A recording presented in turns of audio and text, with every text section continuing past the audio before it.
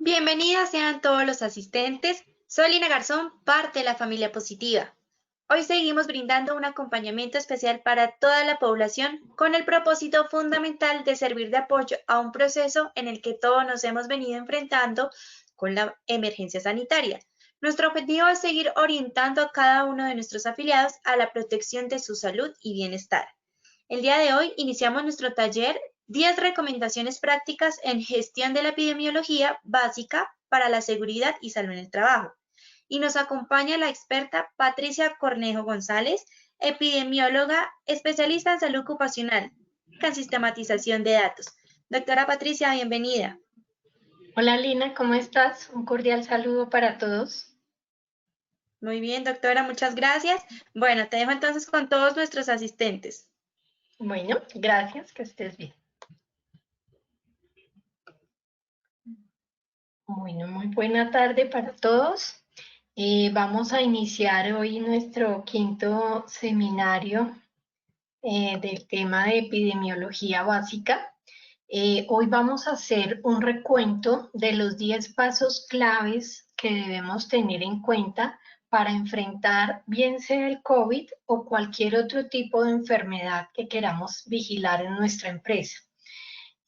Aunque el ejemplo pues lo estamos dando principalmente con el COVID por la emergencia sanitaria que estamos atravesando, les he hecho énfasis en las diferentes sesiones que estos pasos, esta estructura de la vigilancia epidemiológica aplica no solo para COVID, nos aplica para desórdenes musculoesqueléticos, para alteraciones respiratorias, de la audición, para alteraciones de tipo mental y del comportamiento, o sea, para cualquier tipo de evento en salud que tengamos en la empresa, le podemos hacer vigilancia epidemiológica y la estructura como tal del programa de vigilancia es la misma.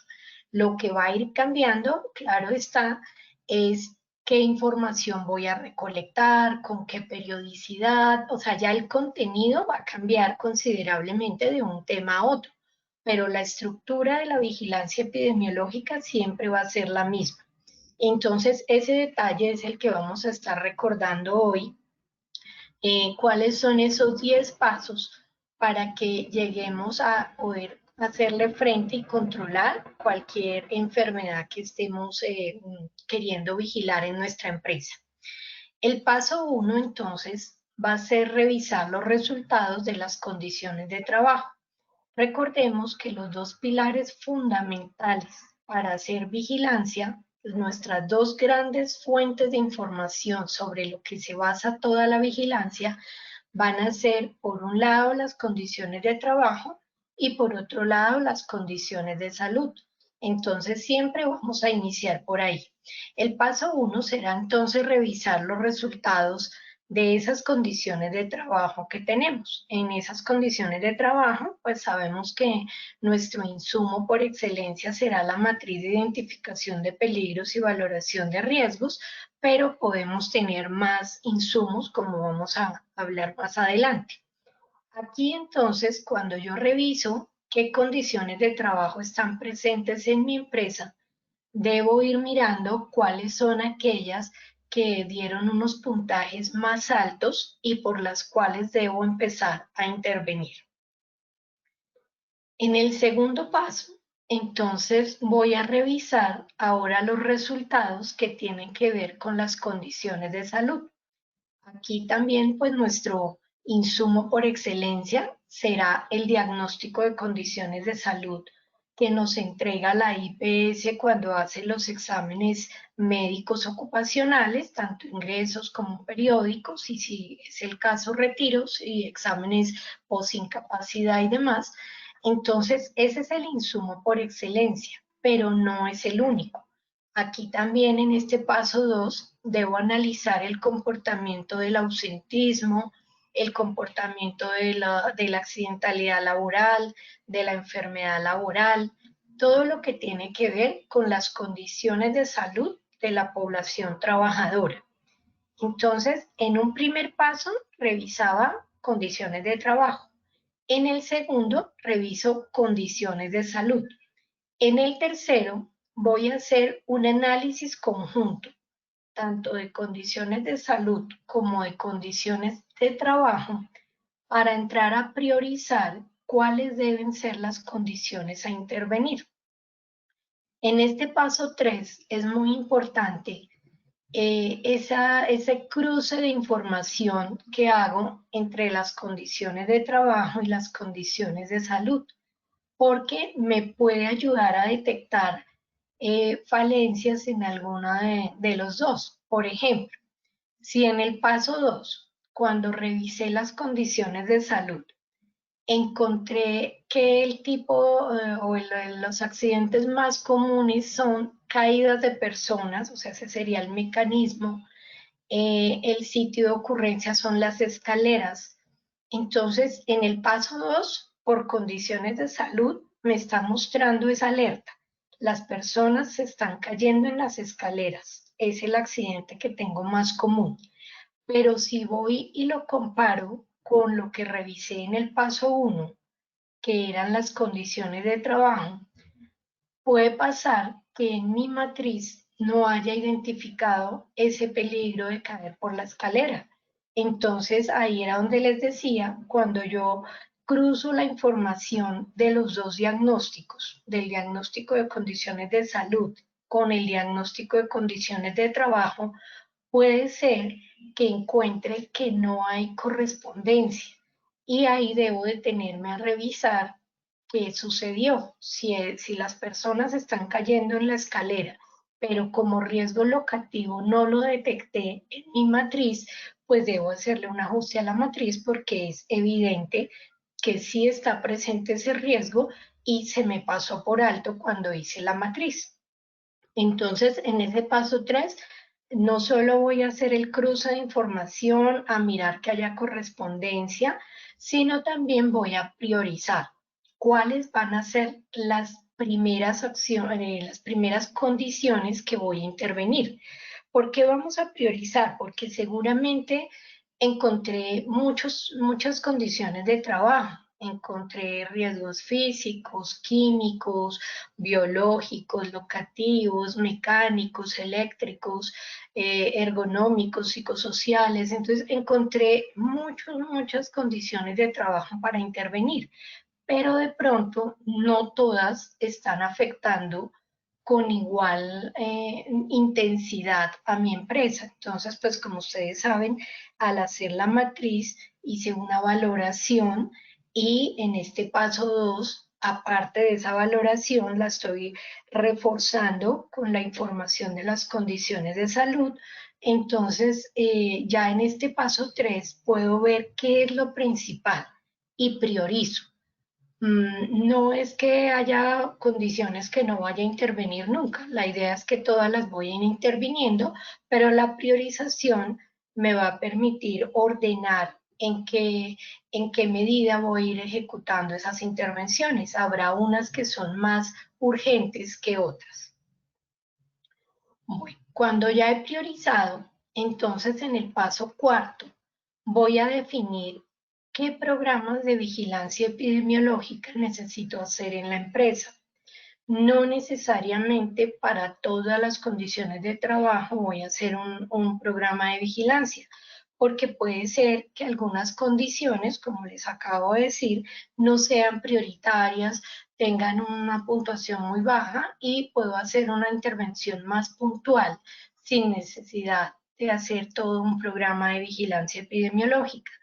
Entonces, en este paso 4, voy a definir, de acuerdo con la priorización que hice en el paso anterior, voy a definir cuál o cuáles programas de vigilancia debo hacer en mi empresa. Algunas veces me han preguntado qué cantidad de programas debe tener una empresa.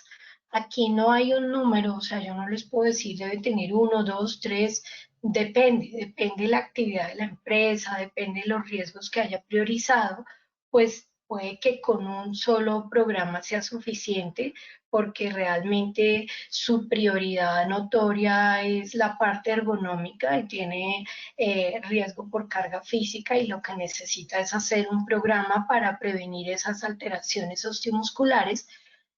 puede que otra empresa, aparte del osteomuscular, requiera uno para conservación auditiva, otra empresa puede tener material particulado y requerir un programa para conservación respiratoria. O sea, es muy, muy relativo cuántos programas de vigilancia va a requerir una empresa. Alguna puede necesitar uno, otra dos, otra cinco, entonces depende de esa priorización que se haya hecho. Lo que sí quiero acá enfatizar es que la necesidad de un programa de vigilancia se da por este análisis conjunto del diagnóstico de condiciones de trabajo y el diagnóstico de condiciones de salud, no por la presencia o no de casos. Era algo que ya les había mencionado en la sesión de hace 15 días. No esperen a tener casos de la enfermedad que sea para empezar a vigilarla. Y hago la observación porque lo he visto en varias empresas, que veo que, por ejemplo, es prioritario intervenir el ruido. O sea, es notorio que es una condición de trabajo presente en una buena parte de la empresa, que hay muchos expuestos, que está a un nivel bastante alto, y al preguntarles por el sistema de vigilancia, me contestan, no, lo que pasa es que todavía nadie tiene hipoacusia, entonces por eso no hemos hecho programa de vigilancia. Entonces, no, ese punto, les decía en la sesión de hace 15 días, eso sería tanto como decir, en mi casa yo voy a colocar cerradura después de que se entren los ladrones, porque si no se han entrado, pues ¿para qué tengo cerradura? No, la idea justamente es colocarla antes para que ojalá nunca se entre. Entonces aquí nos pasaría lo mismo. La idea es que si yo tengo el ruido como un riesgo prioritario en mi empresa, debo hacer un programa de vigilancia para controlarlo y ojalá no tener nunca casos de hipoacusia, pero no esperar a tener los casos de hipoacusia para luego sí hacer la vigilancia epidemiológica. Ahora, no con esto estoy diciendo que si yo en la empresa ya tengo un caso de hipoacusia, que entonces ya para qué hago programas, no, claro que lo debo hacer, pero la observación apunta a que no voy a esperar que haya casos para empezar a vigilar. Voy a empezar a vigilar siempre y cuando ese riesgo lo haya detectado y calificado como prioritario. Bueno, una vez ya haya definido qué programas de vigilancia epidemiológica debo hacer, que ya les dije, puede variar en número, puede que necesite uno, puede que necesite varios. Cuando ya haya definido qué programa o qué programas voy a hacer, entonces vamos a pasar a hacer los 3 componentes del programa de vigilancia, que los veíamos también en nuestra sesión de hace 15 días. En esa sesión les hablaba que un sistema o un programa de vigilancia epidemiológica tiene 3 grandes componentes. Primero, un subsistema de información, luego uno de análisis y luego uno de intervención. Les hacía la comparación con un proceso productivo y les decía, la información que entra a nuestro sistema viene a ser la materia prima. Luego el proceso que le aplico es el análisis y el producto final que voy a obtener será la intervención. Entonces, esa vez les hacía esa comparación y acá pues los siguientes pasos se referirán a esos 3 subsistemas. Entonces, en el paso quinto, ya en el paso anterior ya habíamos definido cuáles programas voy a hacer. Entonces, ya habiendo definido qué programas voy a hacer, en el paso quinto voy entonces a establecer ese primer subsistema que tiene que ver con la recolección o la obtención de esa información. En ese punto, recuerden, la idea es que definamos quién va a recolectar la información, cada cuánto, a través de qué medios, si requiero algún tipo de instrumento, por ejemplo, crear un formulario, un cuestionario, si necesito algún tipo de herramienta informática, si lo voy a hacer en una hoja de Excel. O sea, tengo que dejar muy claro establecido cómo hacer esa recolección de información. Para esa recolección, recuerden que podemos basarnos tanto en algunos instrumentos ya existentes, como es el caso del registro del ausentismo. Entonces, yo ya tengo el registro del ausentismo en la empresa. No lo hice específicamente para mi programa de vigilancia, era algo que ya manejaba y puedo utilizarlo dentro de uno de mis programas o dentro de todos los programas de vigilancia. Entonces vamos a tener algunos registros que ya existían de por sí en la empresa, como el del ausentismo, como el de la accidentalidad, la enfermedad laboral, y otros que sí van a ser propios de ese programa de vigilancia. Entonces, por ejemplo, hablábamos con el caso del COVID, pues habrá algunos formatos que tuve que hacer nuevos. Entonces, creé mi encuesta de síntomas para que las personas me puedan referir diariamente si tienen algún síntoma asociado con COVID. Pude también haber hecho un formato para indagar sobre el medio de transporte que están utilizando los trabajadores para llegar a la empresa. También formatos para obtener información del cerco epidemiológico. Entonces, aquellas personas principalmente que realizan visitas o atienden clientes, pues es importante que lleven un registro en cada día, qué clientes visitaron, qué personas los atendieron allá, qué transporte usaron para llegar a esa empresa cliente. O sea, que nos quede todo ese registro para que en un momento dado, si esa persona llega a ser positiva para COVID, tengamos de una manera fácil acceso a quiénes visitó, con quiénes estuvo. Esa información es importante en dos sentidos. Una, para lograr identificar de dónde se contagió esta persona, y dos, para también informar a esas personas que entraron en contacto con nuestro trabajador, informarle que nuestro trabajador dio positivo y que ellos a su vez en sus empresas pues empiecen también todo el proceso del aislamiento y el seguimiento. Entonces, este paso 5, como les decía, esa información equivale a la materia prima. Es importantísimo que la definamos muy bien, porque si yo ingreso una materia prima de mala calidad, pues mi producto no va a ser bueno. Entonces tengo que desde el principio esforzarme por obtener una muy buena información de buena calidad, oportuna, para poder obtener un buen resultado posteriormente cuando la analice. Mencioné el término oportuna. La oportunidad no tiene un tiempo cronológico definido, o sea, yo no les podría decir ser oportuno es que esté listo en un mes. No, no, depende. Si estamos hablando de enfermedad osteomuscular, puede que sí, tener un informe un mes después de haber terminado, por ejemplo, el año anterior, sería un buen tiempo. Pero ahora con el COVID, que es una epidemia, que cada día crecen los casos, que hay que hacer ese seguimiento constante, pues un mes es mucho tiempo.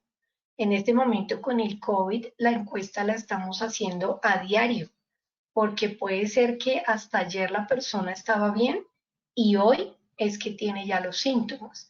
Entonces, en este momento es algo que cambia muy, muy rápido y eso hace que la oportunidad tenga que referirse a unos tiempos mucho más cortos. Con el COVID estamos manejando información a diario. Si ustedes ven los reportes del Ministerio de Salud, del Instituto Nacional de Salud, todos los días nos están dando un nuevo reporte. No es que en este momento estemos viendo el reporte de mayo, porque no, ya para qué, ya en este momento, para algo como una epidemia, mayo ya es como un tiempo antiguo. Entonces, cuando estamos hablando de una epidemia o, por ejemplo, de una intoxicación por alimentos, ahí oportuno es ya, al día.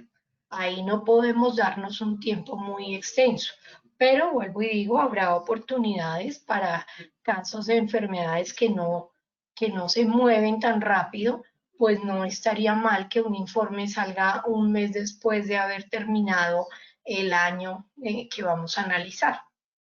Bueno, entonces en este paso 5, recuerden, vamos a establecer todo lo que tiene que ver con la recolección de la información. Ahí vamos a definir las variables que vamos a incluir en nuestra recolección. Esas variables, les decía hace 15 días, son aquellas características que cambian o pueden cambiar de un individuo a otro. Por eso se llama variable, porque varía. Cuando una característica no cambia, se convierte en constante y en ese momento pues ya no tiene sentido analizarla. Entonces, si en mi empresa solo hay trabajadores directos, no manejo ningún tipo de contratista, practicante, terceros de ningún tipo, todos son empleados directos de mi empresa, pues en ese caso no tiene sentido registrar como variable empresa, porque pues ya sé que todos son de mi empresa. Entonces ahí en ese caso puntual, empresa pasó a ser una constante. Y al ser constante, no requiere ni ser recolectada ni ser analizada, porque ya de entrada sé que todos los trabajadores son directos de mi empresa. Si por el contrario, si trabajan diferentes grupos de personas, contratistas, outsourcing, terceros de otras empresas, pues en ese caso sí tendría sentido registrar empresa como variable, porque puedo en un momento dado cruzar en el análisis y ver si las personas de X empresa están enfermando más que los de otra empresa. Entonces, este paso quinto se refiere al subsistema de información y vamos a dejar establecido todo lo relacionado con la recolección de la información. Ahí les recuerdo, esa recolección de información debe apuntar a los dos tipos de condiciones, tanto a las condiciones de salud como a las condiciones de trabajo. Entonces, mis fuentes de información para trabajo serán principalmente, pues si lo estamos hablando de COVID, la matriz de identificación de peligros, que ya la debía actualizar, incluyendo el riesgo por COVID. Debo colocar la identificación de áreas y procesos críticos.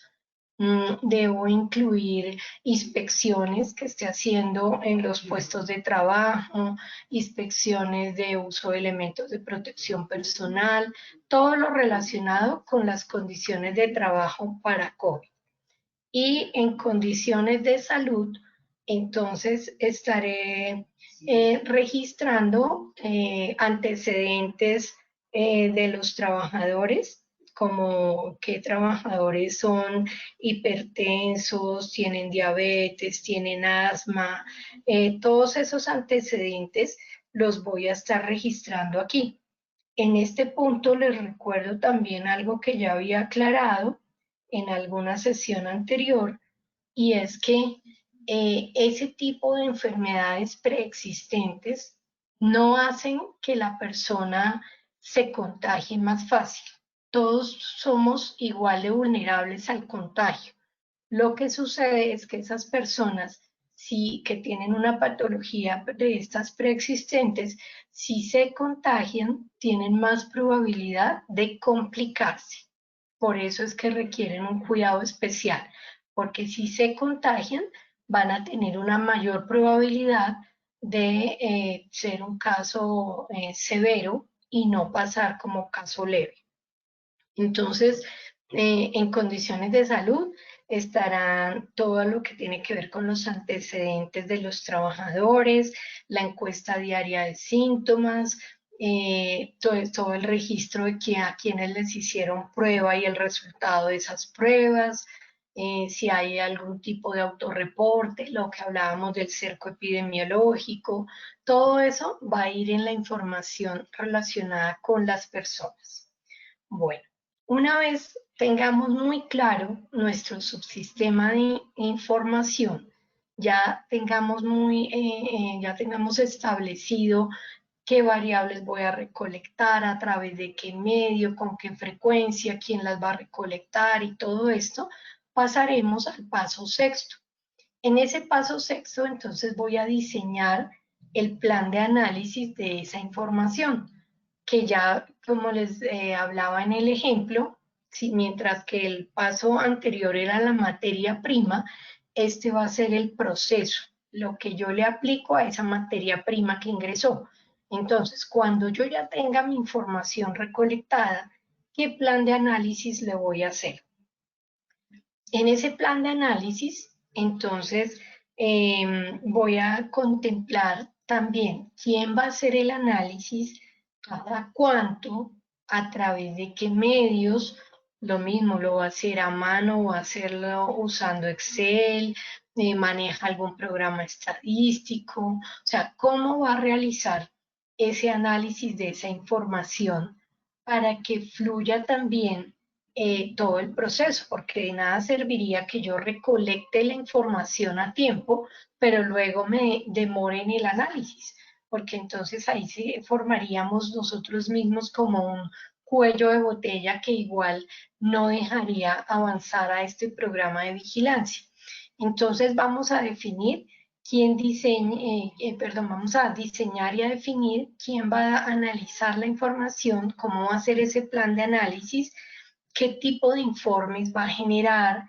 En ese punto hablábamos hace 15 días de las formas que tenemos para presentar resultados. Entonces los resultados los podemos mostrar con ayuda de las tablas y las gráficas, podemos mostrar indicadores, seguimiento en el tiempo, podemos mostrar alertas, todo lo que tiene que ver con ese análisis. Para tablas y gráficas, ese día les di varias sugerencias y recomendaciones. Hoy, como estamos en este plan de cierre del ciclo de epidemiología básica y haciendo como un resumen, entonces voy a recordar algunos de esos puntos muy importantes con las tablas y las gráficas. Entonces recuerden que de una misma información no es necesario presentar tabla y gráfica. Entonces, si yo voy a mostrar cómo se distribuyeron los síntomas de las personas en la encuesta, o escojo la tabla o escojo la gráfica para mostrarlo. No es necesario mostrar las dos cosas porque no estoy pues aportando nada nuevo. Entonces, elijo tabla o elijo gráfica. Otro punto también muy importante es que cuando voy a mostrar una variable dicotómica, cuando voy a mostrar su resultado, no necesito ni tabla ni gráfica. Les recuerdo, una variable dicotómica es aquella que tiene solo dos posibilidades de respuesta. Entonces, si una de mis preguntas es, ¿tiene fiebre? Sí o no. O sea, no hay una opción de más o menos tengo fiebre, no. ¿Tiene o no tiene fiebre? Entonces, si yo encontré que el 5% de la población tiene fiebre, pues ya si el 5 tiene fiebre, por defecto el 95 no tiene. Entonces, no necesito hacerle ni una tabla ni una gráfica, porque lo entiendo así nomás. Con solo decir el 95% de los trabajadores no tuvieron fiebre, pues ya cualquier persona me entiende que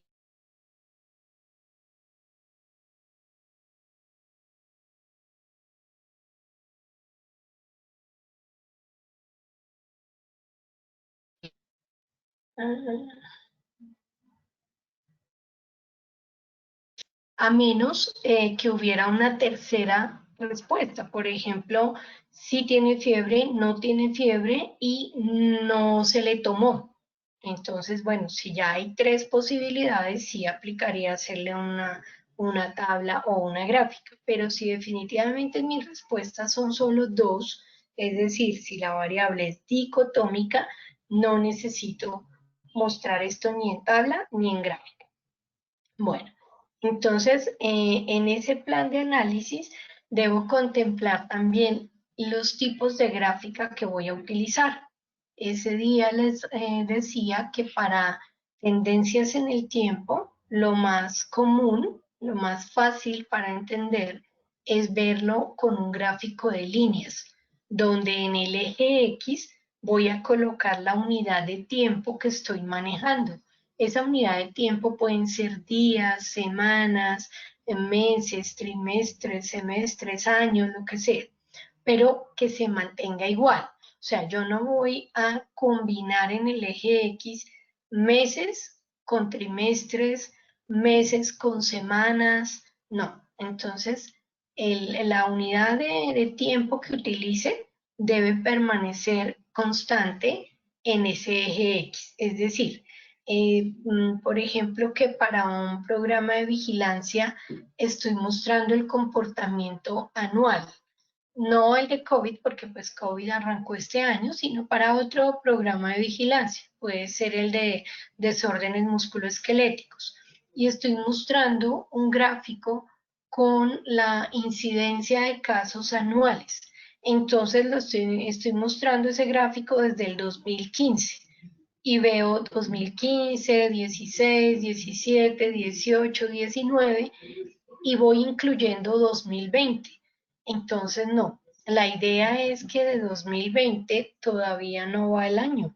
En este momento de 2020 tenemos solo un semestre.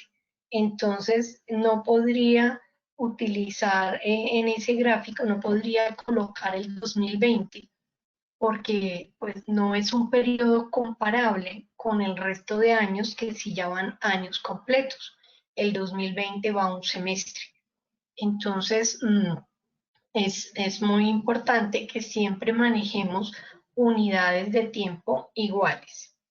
En esos tipos de gráficos también les mencionaba que si voy a utilizar un gráfico de sectores, el que normalmente le llamamos pastel, ese gráfico de sectores tiene que sumarme 100%. Entonces lo puedo usar siempre y cuando mi variable tenga categorías mutuamente excluyentes, es decir, que entre todas las categorías sí me sumen 100. Por ejemplo, si estoy mostrando cómo se distribuyeron los accidentes de trabajo según tipo, podría mostrar qué porcentaje correspondió a accidentes propios del trabajo, qué porcentaje fueron accidentes de tránsito, por violencia, deportivos y recreativos o culturales. Entre las 5 categorías me suma 100%. Ahí estaría correcto utilizar ese gráfico. Pero si yo quiero hacerlo para otro tipo de variable que no sea excluyente, por ejemplo, los síntomas, ahora con el COVID, estamos preguntándole a las personas si han tenido malestar, fiebre, si han tenido dolor de garganta, dolor de cabeza, una serie de síntomas. Pero ahí no son excluyentes porque puede ser que una persona me diga, yo he tenido dolor de cabeza, dolor de garganta y fiebre.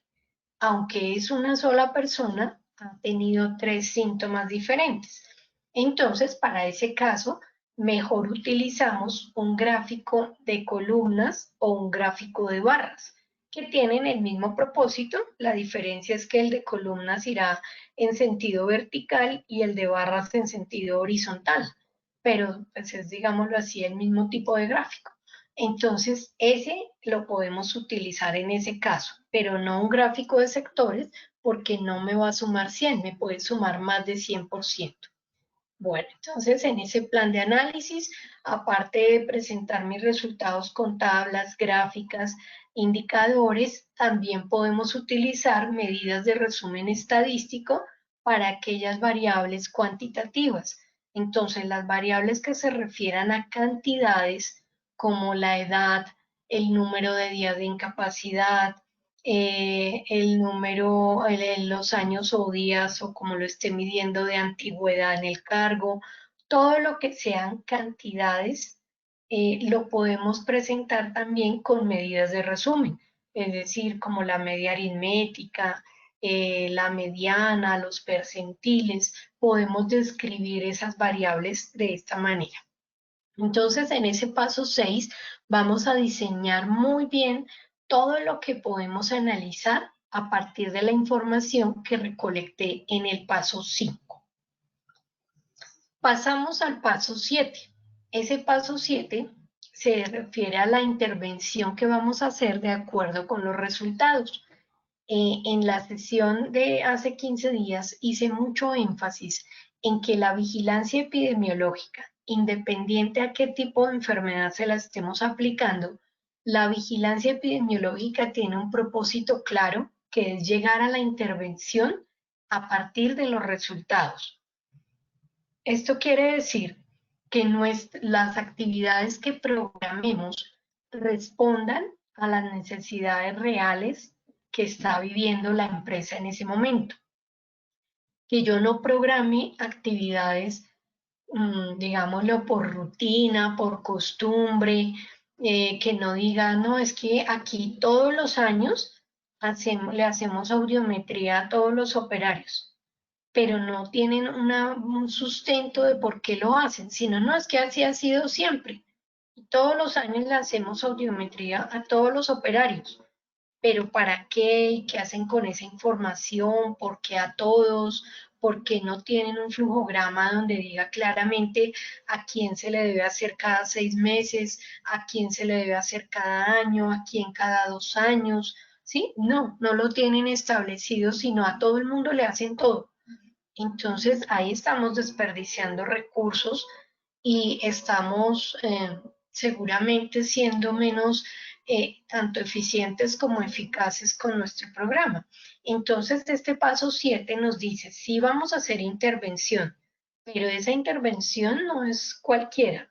Esa intervención va a responder a los resultados que obtuve en el paso 6. Entonces, en el paso 5 recolecté la información. En el paso 6 la analicé y en el paso 7 intervengo de acuerdo con los resultados que obtuve en ese análisis. Y ahí se nos cierra el ciclo de la vigilancia epidemiológica, que les decía es información para la acción, es saber qué está pasando para saber cómo actuar. Entonces, este paso 7 se refiere a intervenir de acuerdo con lo que obtenga en mi análisis. En ese punto de la vigilancia epidemiológica, les decía también que no solo hacemos la intervención, sino que debemos difundir eso que estamos encontrando. Hay que ir haciendo difusión de los avances del programa. Esta difusión de los avances debe ir a múltiples personas dentro de la empresa. Para cada grupo de personas utilizaremos un canal diferente, puede ser que un contenido diferente, una frecuencia también podría ser diferente. Entonces, ahí debemos pensar a quiénes les interesaría conocer los avances que va teniendo mi programa de vigilancia. Entonces, bueno, le interesa conocerlo a la alta gerencia. A la alta gerencia, pues entonces le voy a hacer una presentación muy ejecutiva, muy corta, mostrando resultados. A ellos, pues seguramente les va a interesar ver qué costo tenía el hecho de estar presentándose esa enfermedad que sea nuestro objeto de vigilancia, qué costo tenía y qué tanto redujimos ese costo a partir de nuestra intervención, porque en la medida en que mostremos resultados, en este caso económicos, pues seguramente vamos a obtener más apoyo en las siguientes actividades que propongamos. Entonces, a ellos les voy a difundir a través de un canal que es la presentación de tipo ejecutivo y principalmente el tema de costos y de impacto económico del programa dentro de la empresa. ¿A quién más me interesaría difundirle? Entonces quiero difundirle a los miembros del COPAS. A esos miembros del COPAS, pues podría pedirles que me inviten a su próxima reunión para presentarles ya con más detalle. Ya no tiene que ser así una presentación ejecutiva de 5 minutos, sino ya que me den un espacio de pronto de media hora, una hora, donde les pueda contar más cómo se hizo el programa, cuál fue su metodología, mostrarles el flujograma, cómo entra un trabajador a nuestro programa de vigilancia, qué le hacemos, cuáles son las posibles intervenciones que va a recibir, dependiendo de sus condiciones de salud y sus condiciones de trabajo. Entonces, con ellos puedo hacer una presentación más técnica del contenido del programa, mostrando también resultados en un espacio más tipo participado, o sea, de una forma participativa en una de sus reuniones. ¿A quién más le puede interesar que le difunda los avances? Entonces, a los trabajadores en general, y más si son trabajadores objetos del programa. Si son población objeto del programa, pues van a estar interesados en esas mediciones que se les tomaron, bien sea de la exposición o de su condición de salud, qué resultado obtuvieron, cómo están, qué intervención, qué cambio se va a hacer para evitar que otras personas se enfermen. Entonces, esta difusión de los avances es clave dentro del mismo programa, porque puede que yo haya hecho muy bien los pasos anteriores, recolecté bien la información, la analicé, hice la intervención, pero no le conté a nadie, no hice esa difusión. Entonces, como decía alguien en alguna conferencia que estuve, en salud y seguridad en el trabajo nos falta vendernos, nos falta mostrar nuestros resultados, porque si no los mostramos, muchas personas de la empresa, bien sea directivos o trabajadores, van a sentir que es que el área de salud y seguridad en el trabajo no hace nada, porque ellos no perciben qué estamos haciendo. Entonces hay que vender, hay que mostrar esos resultados que se están logrando, mostrar esos avances, porque de esa manera vamos a lograr el apoyo, bien sea de la población trabajadora o de los directivos, vamos a lograr el apoyo en nuestras siguientes actividades, cuando ellos vean que sí estamos dando resultados. Bueno, como nuestro programa de vigilancia no es ajeno al ciclo PHBA, siempre va a estar enmarcado no solo en que planeemos, hagamos, sino debemos verificar cómo está dando resultados ese programa. Entonces, nuestro paso 9 va a ser medir la gestión del programa de vigilancia. Aquí podríamos tener el siguiente ejemplo. Si una persona siente que está enferma y va al médico, el médico pues primero lo examina, bueno, le pregunta sus antecedentes, sus síntomas, le revisa sus signos, lo examina, si es el caso le pide exámenes adicionales, da un diagnóstico y basado en ese diagnóstico el médico nos plantea cuál va a ser la intervención. Entonces nos dirá si nos debe formular algún medicamento, alguna terapia, si es necesario hacer una cirugía. Entonces, dependiendo de lo que tengamos, él nos va a dar una intervención basado pues en sus conocimientos, en su experiencia. Ese médico considera que esa intervención es la más adecuada para nosotros. Pero la única forma que tendría este médico de saber si lo que nos formuló o lo que nos ordenó, si fue lo adecuado o no, va a ser haciéndonos un control. Porque él hoy nos puede dar una receta y decir, bueno, tómese esto cada 8 horas, no sé qué, y va a estar bien. pero si no nos vuelve a ver, pues nunca va a saber si nos sirvió o no nos sirvió ese medicamento. Puede que a algunas personas sí les sirva, puede que a otras no les haga el efecto esperado, incluso puede que a otras haya que suspenderle el medicamento porque le generó condiciones adversas, efectos secundarios. Entonces, así él tenga un gran conocimiento y una gran experiencia, nadie ni nada le puede garantizar que eso que nos formuló sirve, a menos que nos haga un control. En ese control se va a dar cuenta si sirvió o no sirvió. En algunos casos, pues por cuestiones, digamos, administrativas y demás, nos dejan es la cita abierta y es como si se mejora, pues no hay necesidad de que vuelva y ya más bien si no mejora, pida una cita para evaluar qué pasa, pero es una manera de medir esa gestión.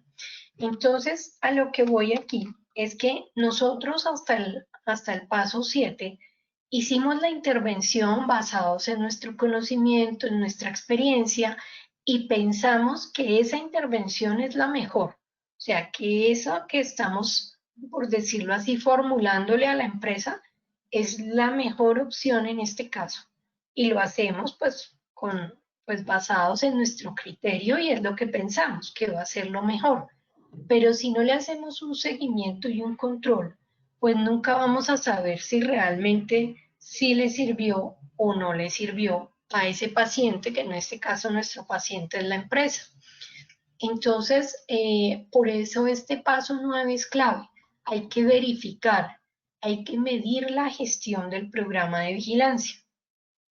Para medir esa gestión, tenemos tres tipos de indicadores, igual que en el sistema de gestión de seguridad y salud en el trabajo.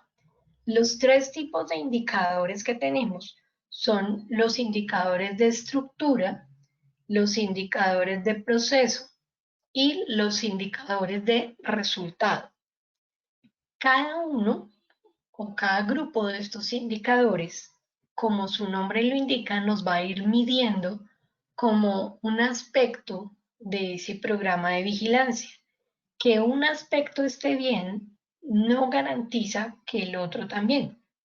Entonces, miremos brevemente en qué consiste cada uno. Entonces, en los indicadores de estructura, que son los primeros, pues lo que voy a mirar es si cuento con la estructura necesaria para llevar a cabo ese programa de vigilancia. Entonces aquí voy a revisar si cuento con el recurso humano, con el recurso físico, el recurso financiero, si cuento con todo lo necesario para el programa. Y no solo a nivel de recursos. Un punto clave es saber si cuento con el apoyo de la alta gerencia, si hay una política establecida para el sistema de gestión de seguridad y salud en el trabajo, si hay unos objetivos, si realmente a los directivos de la empresa sí les interesa la salud de sus trabajadores o no. Porque si no cuento con ese apoyo, pues cualquier cosa que programe va a tener muchos obstáculos, va a ser difícil que fluya si no hay ese apoyo gerencial. Entonces, en esa estructura, algunos indicadores no requieren ni siquiera fórmula, sino son más tipo lista de verificación, como se cuenta con política de seguridad y salud en el trabajo, pues con todas las condiciones que ya sabemos, que esté firmada, publicada, todo lo que ustedes ya manejan dentro de su sistema de gestión. Entonces, algunos de esos indicadores de estructura van a ser de tipo lista de verificación, es decir, como un sí o no cumplo, pero no es que tengan una fórmula matemática. Puede que otros dentro de los indicadores de estructura sí tengan fórmula matemática, como los que tienen que ver con disponibilidad de recursos. Entonces, en los relacionados con disponibilidad de recursos, por ejemplo, quiero ver para mi programa de desórdenes musculoesqueléticos, quiero ver la disponibilidad de profesionales para atender a los trabajadores. Entonces divido el número de trabajadores en el número de profesionales que estén pues capacitados para atenderlos, y ese número que me dé, pues diré por cada profesional debe atender X número de trabajadores, y ahí darme cuenta si es un volumen de trabajadores acorde que los profesionales sí van a poder manejar, o si es un número muy alto que los profesionales no van a dar abasto manejando. Entonces, el primer grupo de indicadores es ese, estructura. Tiene que ver si cuento o no con la estructura necesaria para desarrollar el programa de vigilancia epidemiológica. El segundo grupo de indicadores son los de proceso. Con esos tal vez son los con los que estamos más familiarizados. Aquí entra todo lo que tiene que ver con medir cumplimiento y cobertura, principalmente. Entonces, yo puedo medir si dicté todas las capacitaciones que programé. Puedo medir si asistieron a la capacitación a todas las personas que cité. Y ahí era donde les decía, el hecho de que un grupo de indicadores me dé un buen resultado, una buena calificación, no me garantiza que el siguiente grupo de indicadores esté bien. Entonces, yo puedo tener un cumplimiento del 100%. En el periodo de análisis programé 5 capacitaciones y dicté las 5. Tuve un cumplimiento del 100%. Tuve una cobertura del 100%, porque cité 200 personas y fueron las 200 o fueron 198, bueno, tuve una super cobertura. Pero el hecho de tener un cumplimiento y una cobertura al 100% no me garantiza que tenga un buen resultado, que es el tercer grupo de indicadores. Los indicadores de resultado van a medir si eso que hice realmente está impactando el ausentismo, la accidentalidad, la enfermedad, todo lo que estoy tratando de disminuir.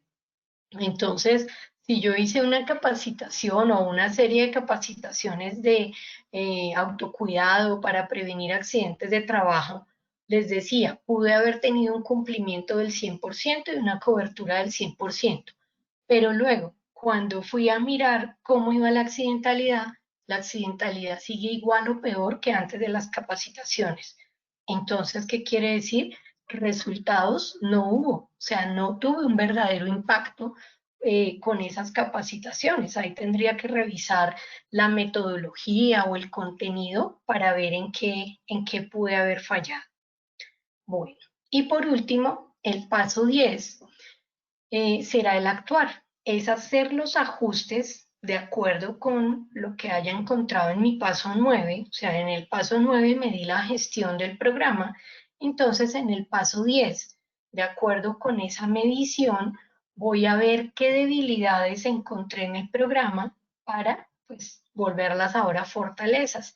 Entonces haré los ajustes necesarios para lograr ese mejoramiento continuo. Recuerden que el ciclo PHBA siempre va a ser el planear, hacer, verificar y actuar, pero en busca de ese mejoramiento continuo, que cada vez mi programa sea más robusto, sea mejor y ofrezca mejores resultados. Entonces aquí tenemos en esta última diapositiva cómo llegar a esa meta final. Allá vemos a la persona ya con su trofeo, cómo llegar a esa meta final luego de seguir estos pasos. Entonces, revisamos primero los resultados de las condiciones de trabajo, luego los resultados de las condiciones de salud, luego hacemos un análisis conjunto de los dos tipos de condiciones para priorizar qué condiciones voy a intervenir. Ahí en mi paso cuarto defino entonces qué programas o qué programa de vigilancia voy a hacer y arranco a hacerlo. Entonces el paso quinto será el primero de los subsistemas, que es establecer cómo voy a recolectar la información. Luego en el sexto, cómo la voy a analizar, y luego en el séptimo, cómo voy a intervenir a partir de ese análisis que hice en el paso anterior. En el paso octavo voy entonces a difundir todos esos avances que voy teniendo con el programa. En el paso 9 mido la gestión del programa para ver qué falencias le encuentro y en el paso 10 haré los ajustes necesarios para lograr ese mejoramiento continuo. Bueno, entonces en este momento damos paso a las preguntas que puedan tener.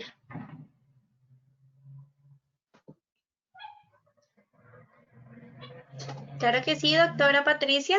Como siempre, agradeciéndote por compartir todos tus conocimientos en este importante espacio educativo para todos nuestros asistentes. Vamos a responder algunas preguntas de nuestros participantes. Tenemos la primera pregunta de Luis Eduardo Alonso, desde la ciudad de Pasto, nos pregunta, si mi empresa no es del sector salud, ¿debo vigilar el contagio por coronavirus? Listo, gracias, Elena. Sí, y esa pregunta es bastante oportuna porque algunas personas creen que esto solo le aplica al sector salud, que todo el tema de bioseguridad se refiere a hospitales, clínicas y demás centros de salud.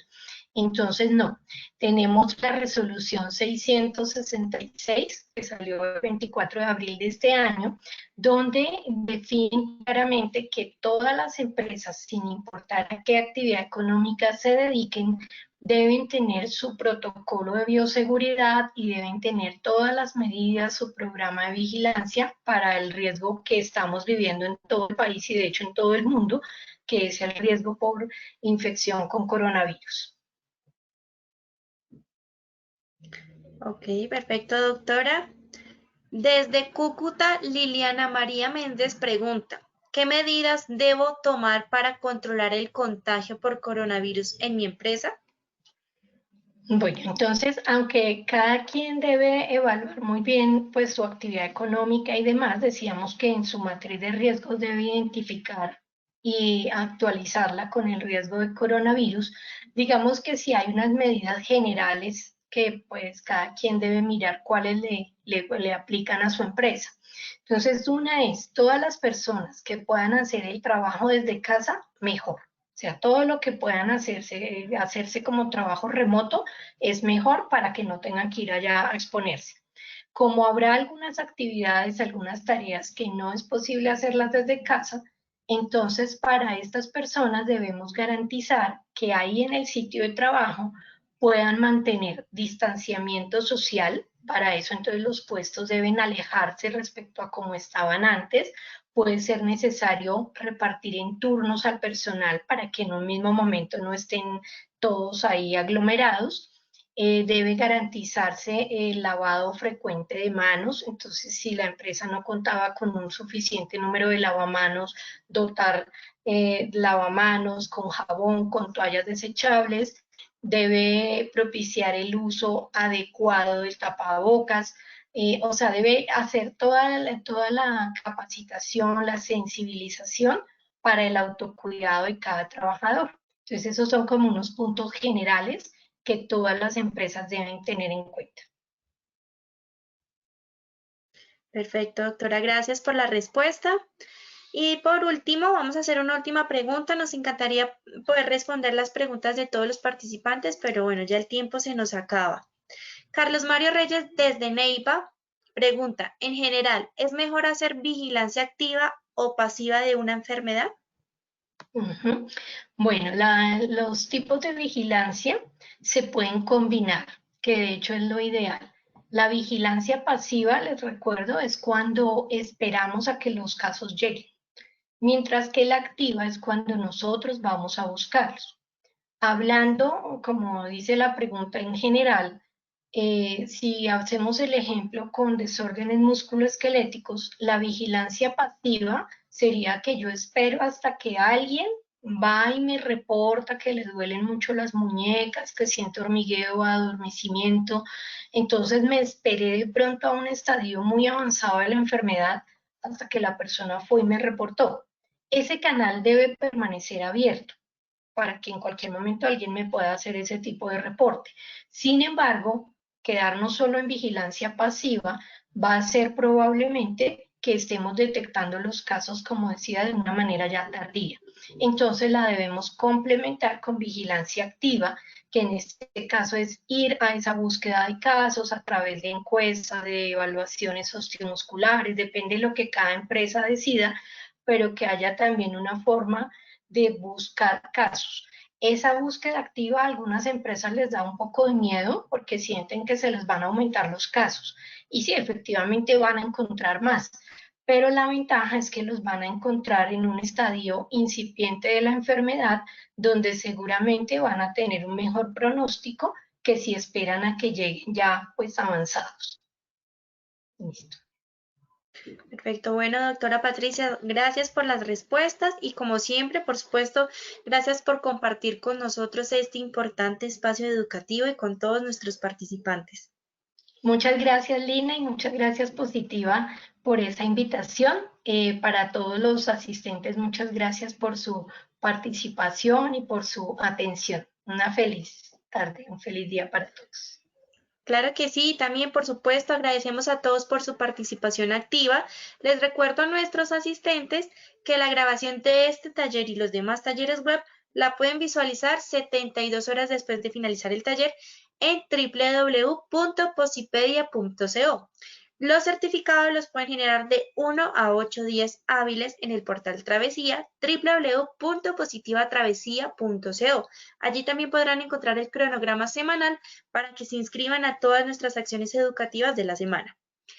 Agradecemos a todos su participación y por supuesto su compromiso con la prevención. Los dejamos con el siguiente video. Que tengan un feliz día.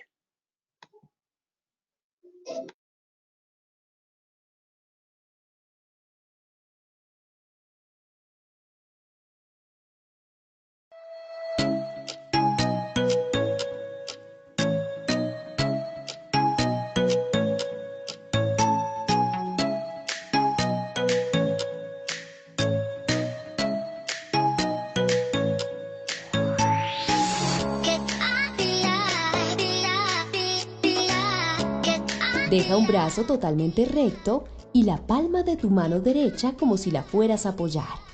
Con la ayuda de la mano contraria, lleva la palma hacia arriba. Haz esto durante 15 segundos y luego repítelo con el otro brazo.